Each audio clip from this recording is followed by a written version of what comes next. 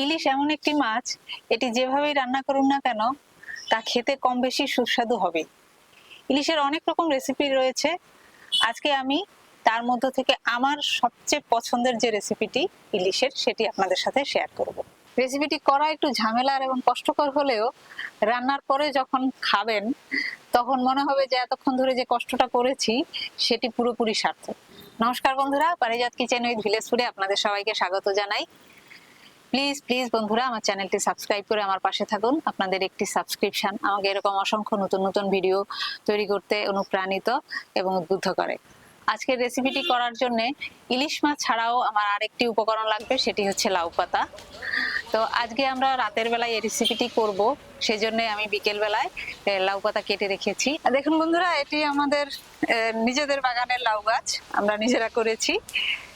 গাছটি এখন একদম শেষের পথে, এখন আর কোনো ফল হবে না, অনেক পাতা শুকিয়ে গেছে। এর মধ্যে কিছু কিছু পাতা আছে সবুজ, তার থেকে আমি বেছে কিছু পাতা, সবুজ দেখে কিছু পাতা আজকে রেসিপির জন্য কেটে নেব।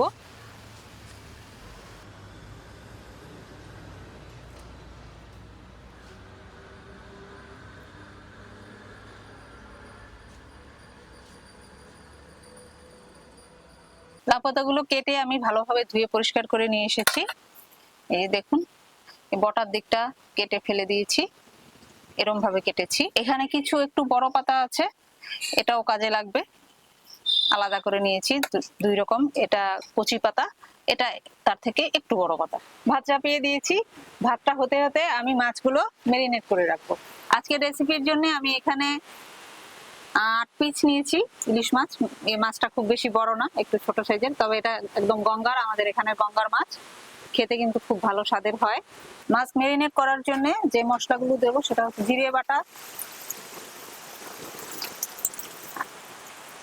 এই রেসিপিটাতে মশলার পরিমাণ একটু বেশিই লাগে।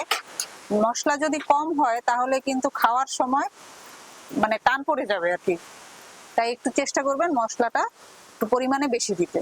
এখানে আমি 4 চামচ জিরে বাটা দিয়েছি, 1 চামচ সর্ষে বাটা, হাফ চামচ আছে লঙ্কা বাটা। লঙ্কাটা আপনারা স্বাদ অনুযায়ী দেবেন। হলুদের গুঁড়ো 1 চামচ, নুন স্বাদ মতো, দিয়ে দেবো সর্ষের তেল।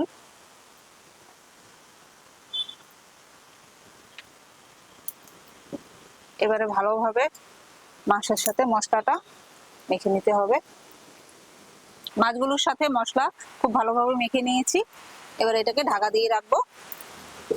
বন্ধুরা, আজ সন্ধ্যে থেকে আমাদের এখানে ভীষণ ঝড় বৃষ্টি হচ্ছে।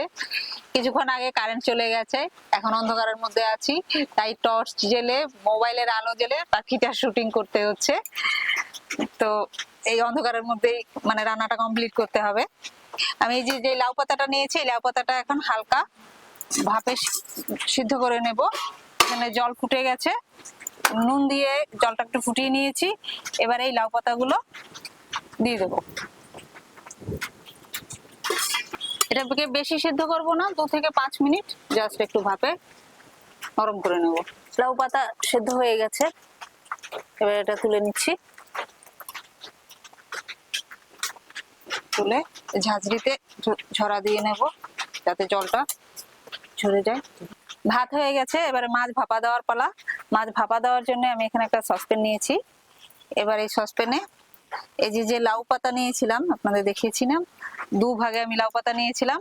এটা একটু বুড়ো লাউ পাতা, মানে একটু বেশি দিনের, শক্ত, আর একটা আছে কচি।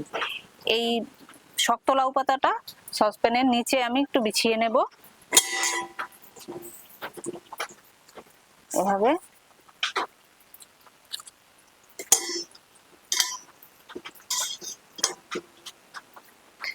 এটার কারণ হচ্ছে এই পাতাটা বিছিয়ে নিলে যে ভাত দেব তাহলে ভাতটা আর পোড়া লেগে যাবে না নিচে, তা না হলে ভাতটা পোড়া লেগে যাওয়ার একটা সম্ভাবনা থেকে যায়।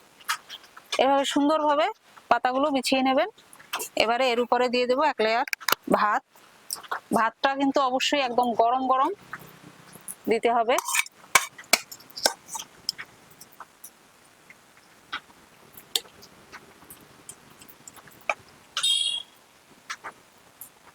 এবং ছড়িয়ে সুন্দর মতন প্রথমে 1 লেয়ার ভাত দিয়ে দেব।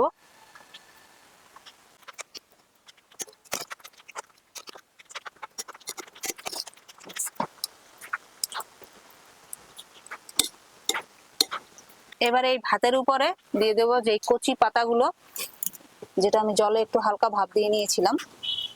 এই পাতাগুলো সুন্দর মতন এবারে বিছিয়ে দিতে হবে। সবগুলো পাতা কিন্তু একবারে দিয়ে দেবেন না, উপরের লেয়ারের জন্য কিছু পাতা রেখে দিতে হবে। লাউ পাতাটা দিলে যেমন লাউ পাতাটাও খাওয়া যায়, মেইনলি এর জন্যই লাউ পাতাটা দেয়া। মশলার সাথে লাউ পাতাটা মেখে নিলে খেতে ভীষণই টেস্টি লাগে। ভাতের উপরে এই পাতাগুলো সুন্দরভাবে বিছিয়ে নিয়েছি। এবারে এর উপরে দিয়ে দেব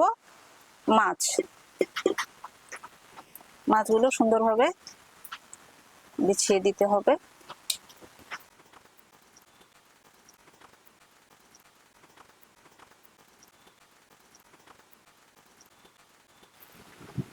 পুরো মশলাটা মাছের উপরে সুন্দরভাবে ছড়িয়ে দিতে হবে।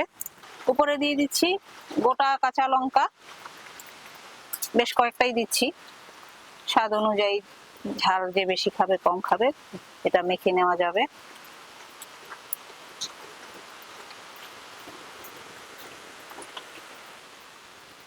এবারে দিয়ে দেবো একটু সরষের তেল।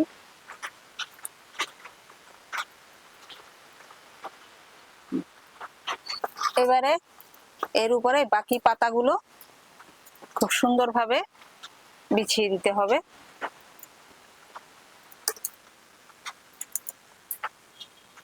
খুব সুন্দরভাবে বিছিয়ে মাছটা ঢেকে দিতে হবে, যাতে মশলা বেরিয়ে ভাতের সাথে মিশে না যায়।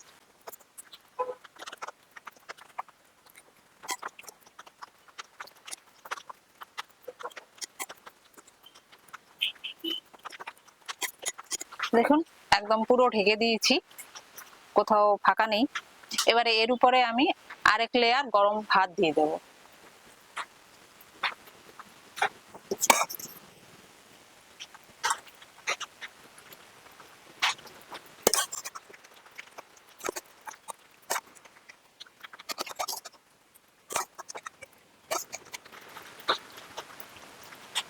ভাতটা সুন্দরভাবে ছড়িয়ে দিতে হবে। এবারে একটা ঢাকনা দিয়ে ঢেকে দেব। ঢেকে এবারে আমি উনুনের এই হালকা আঁচে 15 থেকে 20 মিনিট একটু বসিয়ে ভাপে দিয়ে রাখবো। হয়ে গেছে, এবার আমি এটা নামিয়ে নিচ্ছি। এবারে উপর থেকে ভাতটা তুলে নেব, হাঁড়িতে তুলে নিচ্ছি।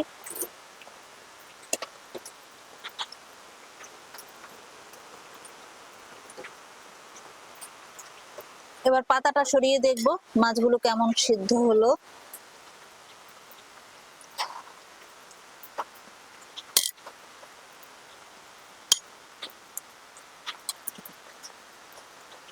খুব সুন্দর গন্ধ বেরিয়েছে। একটা মাছ তুলে দেখি কেমন সিদ্ধ হলো।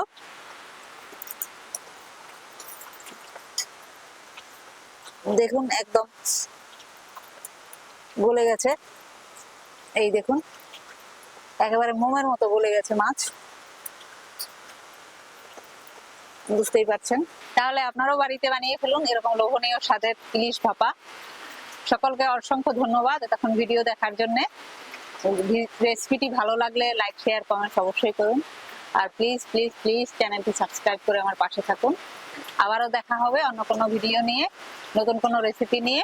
সে পর্যন্ত সবাই ভালো থাকবেন, সুস্থ থাকবেন। সকলকে অনেক ধন্যবাদ।